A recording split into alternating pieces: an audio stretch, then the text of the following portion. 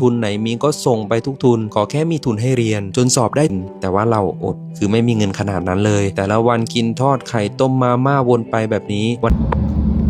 กราบสบายดีและสวัสดีกันเบิดสู่ผู้สุคนสำหรับในคลิปนี้ก่อนอื่นก็ต้องขอแสดงความเสียใจถึงครอบครัวของน้องฮารุนเนาะฮารุนอินฟลูเอนเซอร์หรือว่ายูทูบเบอร์ดังที่ว่าสร้างแรงบันดาลใจให้กับยูทูบเบอร์หรือว่าอีกหลายๆคนเนาะที่มีความฝันหลายๆอย่างทุกคนที่ว่าน้องฮารุนนี่เป็นยูทูบเบอร์ชาวไทยที่สร้างแรงบันดาลใจให้กับหลายๆคนและก็เฮ็ดให้หลายๆคนหักหลายเนาะที่ว่าเมื่อวานนี้เฮาก็ได้เห็นข่าวในเฟซเนาะที่หลายๆคนก็แชร์และเฮาก็ติดตามแล้วก็เป็น FC ผู้หนึ่งที่ติดตามส่องฮารุนโซโล่เนาะทุกคนแต่ว่าเมื่อคืนนี้ก็ถือว่าได้รับข่าวหายว่าได้พบศพน้องแล้วเนาะอยู่ประเทศจอร์เจียฮั่นที่ว่าหลายคนก็ลุ้นว่าสิมีปาฏิหาริย์หลังจากได้ฮู้ข่าวว่าน้องขาดการติดต่อมาหล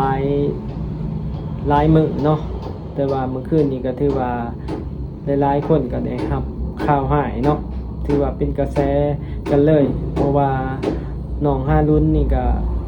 เป็นคนที่ว่าหลายๆคนติดตามเนาะหลายคนติดตามบ่ว่าทั้ง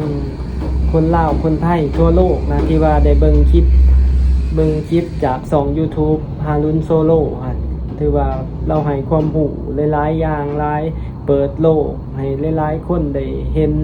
ถึงประสบการณ์การเดินทางอีกมุมหนึ่งของโลกได้เห็นหลายๆสิ่งหลายๆอย่างในมุมของมนุษย์ของหลายๆท้องถิ่นชีวิตความเป็นอยู่ของคนในโลกนี่ทุกคนถือว่าเราได้เดินทางไปหลายๆประเทศและก็ด้วยความพยายามความอดทนของเราเนาะถือว่าเราเป็นคนหนึ่งที่ว่ามีความกล้าและก็ความอดทนจากเด็กน้อยที่ว่าสูงมาแต่น้อยเนาะหาเงินด้วยตัวเองส่งตัวเองเรียนแล้วก็ถือว่าเป็นอีกผู้หนึ่งที่ว่าได้เรียนแล้วก็ได้ยืนด้วยลำแข้งนะสร้างตัวเองขึ้นมาถึงจุดนี้เฮ็ด YouTube จนมีผู้ติดตามหลายล้านคนถือว่าเก่งน้องเราแม่นใส่ก็รู้สึกฮักแล้วก็นับถือน้ำใจเราหลายเนาะที่เฮาเห็นคลิปที่ว่าเราถึงชีวิตของเราและก็การเดินทางต่างๆเบาเมนไซก็ได้ติดตามหลายคลิปเนาะเวลาบางๆเบาเมนไซก็จะเบิ่งคลิปเราเพื่อเป็นแห่งบันดาลใจเนาะและก็อีกหลายๆคนนั่นแหละที่ว่าก็ได้เบิ่งคลิปเราก็รู้สึกฮักเราขนาดเบาเมนไซบ่เคยเห็นเราแต่ว่าได้ฮู้ข่าวแล้วก็รู้สึกเศร้าทุกคนแฮงไปเบิ่งคลิปเก่าแฮงรู้สึกแบบว่าน้ำตาอยากไหลรู้สึกอีต้นแล้วก็รู้สึกว่าเสียดายเนาะทุกคนรู้สึกว่าเสียดายคือว่าหลายๆคนหักเราหลายบ่ว่าทั้งลาวทั้งไทยคือลาวนี่ก็กระแสในเฟซอยู่ลาวนี่ก็ถือว่าคนแชร์หลายเกี่ยวกับข่าวของฮารุนโซโล่นี่หลายๆคนก็แสดงความอาลัยแสดงความเสียใจเพราะว่าหลายๆคนก็ติดตามแล้วก็เอาเพิ่นเป็นไอดอลในสิ่งที่เราเฮ็ดเนาะแล้วก็ยอมรับเลยว่าฮารุนนี่เป็นคนแบบว่า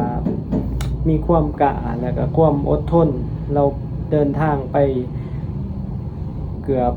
60ประเทศแล้วเนาะถือว่าอายุก็ยังบ่ทันหลายแต่ว่าสามารถเดินทางไปได้หลายปานนี้ถือว่าขนาดเฮาอายุหลายกว่าเราเฮาก็ยังบ่สามารถเฮ็ดได้ 10% ของเราซ้ำนะทุกคนยังเฮ็ดบ่ได้แต่ว่าสำหรับฮารุนนี่เบาแม่นใส่ยกให้เราถ้าว่าในทางเป็นพระอีหยังนี่ทางศาสนาอีหยังนี่ยกให้เราเป็นอรหันต์เลยอรหันต์เกี่ยวกับด้าน YouTube หรือว่า บุคคลที่ว่าแบบมีความรู้แล้วก็รู้แจ้งหลายๆอย่างเนาะจากการใส่ชีวิตและก็การปากเว้าการใส่อารมณ์การเข้าถึงผู้คนแล้วก็การเดินทางไปต่างๆเหมือนกับว่าเราเข้าใจแล้วก็เหมือนกับว่าเราทางอารมณ์แล้วก็หลายๆอย่างแหละคือเฮาเบิ่งนั่นแหละเราเข้าได้เบิดกับทุกคนเราไปประเทศใดบ่ฮู้เพราะว่าเราจะฮู้ภาษาเขาหรือว่าบ่ฮู้เราก็สามารถเข้าคนสามารถเว้านำได้แล้วก็แบบสื่อเป็นสื่อให้หลายๆคนได้เห็นมุมมองอีกชีวิตหนึ่งของคนในอีกมุมโลกหนึ่งนั่นแหละคือเราเห็นเราเดินทางไปประเทศที่มีความอันตรายความทุรกันดารหลายๆประเทศขนาดอิหร่านเราก็ไปประเทศที่ว่ากันดารแบบแอฟริกาหรือว่าบอนใดที่ว่าคนเขาถึงยากเราก็ไปนะทุกคนแบบว่าเราแบบยอมรับเลยน้ำใจแล้วก็เทคนิคความอดทนความสลาดปราดเปรื่องความสิว่าจังได๋น้องมีครบหั้นนะที่ว่าน่าเสียดายแล้วก็ค่อนข้างว่ารู้สึกเศร้าหลายหลังจากน้องจากไปนี่ก็แต่ว่าเฮาก็ยังบ่ทันผู้ข่าวแน่ชัดเนาะว่าน้องเกิดจากสาเหตุใดที่เสียชีวิตจากแหล่งข่าวแหล่งหนึ่งก็สันนิษฐานว่าเราขาดตัวตกรรมตัวเองหั่นนะทุกคนแต่ว่าหลายๆคนก็ยังบ่ปักใจเชื่อหรอกเนาะเพราะว่าฮารุนเราระดับคนความคิดระดับนั้นเราน่าจะมีเหตุผลกว่านี้แต่ว่าเฮาก็ถ้าฟังเบิ่งว่ามันสิเป็นในลักษณะแบบใดสาเหตุนะทุกคนแต่ว่าสำหรับเบาแม่นไส้นี่รู้สึกว่าโอ้ที่ว่าน่าเสียดายและก็ยกย่องให้น้องนี่เป็นอันดับหนึ่งเลยสำหรับนักเฮ็ดคอนเทนต์หรือว่า YouTube แบบเดินทางนี่คือว่าน้องเก่งที่สุดแล้วก็มีความเข้าใจในหลายๆอย่างที่สุดเนาะที่ว่าเก่งหลายแล้วก็ขอยกย่องเนาะขอยกย่องถ้าว่าเป็นไปได้อยากให้คือเล่านี่นะครับการยกย่องมีอันนั้นมีแบบอนุสาวรีย์ฮารุนเนาะอยากให้มีดังเช่นคือสมมุติว่าเราจบอยู่จุฬานี่เนาะเฮาเบิ่งประวัติของเรานี่ถือว่าบ่ธรรมดาแล้วก็สร้างคุณงามความดีแล้วก็ค่อนข้างว่าเป็นแบบอย่างให้กับรุ่นน้องในหลายๆคนให้คนรุ่นหลังได้เห็นนะทุกคนถือว่าอันน่ายอมรับและก็น่าแบบยกย่องหลายสำหรับน้องฮารุนนี่น่าจะมีแบบอนุสาวรีย์ให้ได้หลายคนได้เห็นเนาะคนรุ่นหลังได้เห็นก็สิถามว่าเราแม่นไผหลายๆคนก็อาจจะเล่าประวัติถึงคุณงามความดีของเราที่เราได้เคยเฮ็ดนั่นแหละทุกคนถือว่าเป็นบุคคลผู้หนึ่งถ้าว่าเราบ่เป็นหยังไปนี่ก็ต่อไปก็น่าจะสร้างคุณงามความดีให้กับประเทศไทยแล้วก็คนในทั่วโลกนี่หลายๆอย่างทุกคนเพราะว่าเราก็เดินทางไปทุกที่เราก็ถือว่าเป็นผู้ที่แตกฉานในหลายๆอย่างแหละเพราะว่าเราได้รับประสบการณ์การเดินทางไปแต่ละบอนแต่ละที่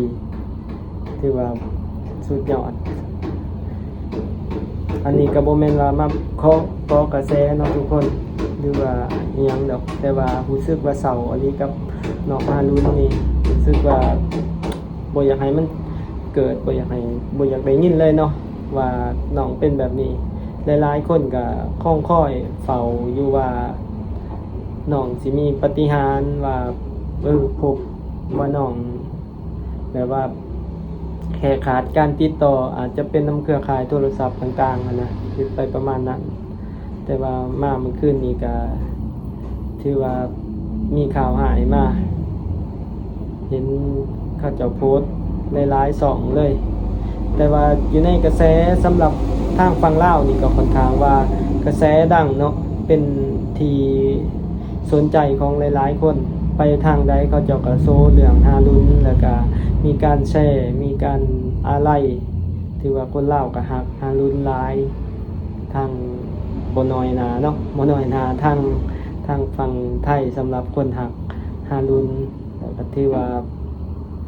เป็นบุคคลที่น่าเอาเป็นแบบอย่างเรื่องความอดทนความรู้มันความอุตสาหะอิหยังแหละแล้วก็มีความกตัญญูต่อผู้เลี้ยงนั่นแหละน้องถือว่าดีเนาะดีสาวหลายที่พบข่าวนี้ก็สิประมาณนี้ทุกคนสำหรับคลิปนี้ก็ถือว่ามาเว้าเกี่ยวกับเรื่องฮารุนแล้วก็ขอไว้อาลัยแด่น้องเนาะจงไปสู่ภพภูมิที่ดีแล้วก็เดินทางสู่โลกใหม่ที่ดี